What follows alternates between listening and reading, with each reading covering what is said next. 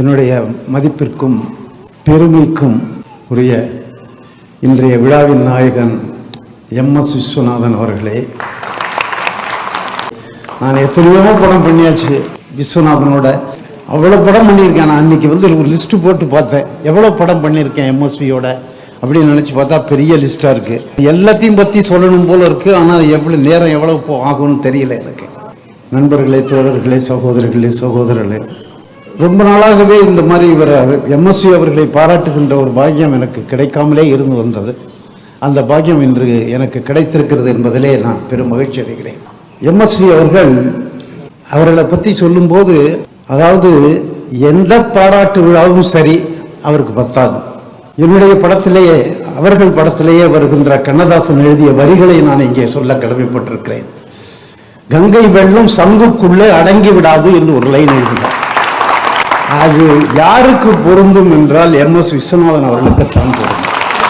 அப்படிப்பட்ட ஒரு மேதை, இப்படிப்பட்ட ஒரு இசை மேதையை கேரளம் நமக்கு கொடுத்திருக்கிறது என்றால், கேரளம் நமக்கு ஏற்கனவே கொடுத்த கன்னியாகுமரியும் நாகர்கோயிலையும் விட இந்த கிஃப்ட் தான் மிகப்பெரிய கிஃப்ட்.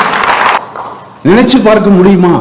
இப்படி ஒரு மகா மேதை இங்கே தமிழ்நாட்டில் கோலோச்சுகின்ற ஒரு நிலையை பார்க்கும்போது நமக்கெல்லாம் பெருமையாக இருக்கிறது.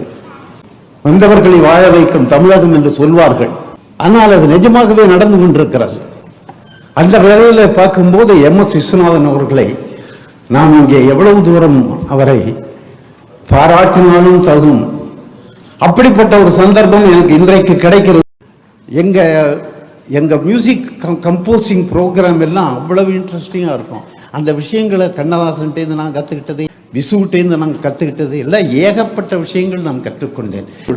அப்படிப்பட்ட ஒரு அபூர்வமான ஒரு நேரங்களை எனக்கு கொடுத்த விஸ்வநாதன் அவர்களுக்கு என் நன்றிக்கடனை நான் எப்படி செலுத்துவது என்று தெரியவில்லை. ஏனென்றால் என்னுடைய ஆல்மோஸ்ட் எல்லா படங்களிலும் அவர் இருந்திருக்கிறாரு. ஸோ அதெல்லாம் என்னால் எப்படி செய்ய முடிஞ்சதுன்னு சொன்னால் விஸ்வநாதன்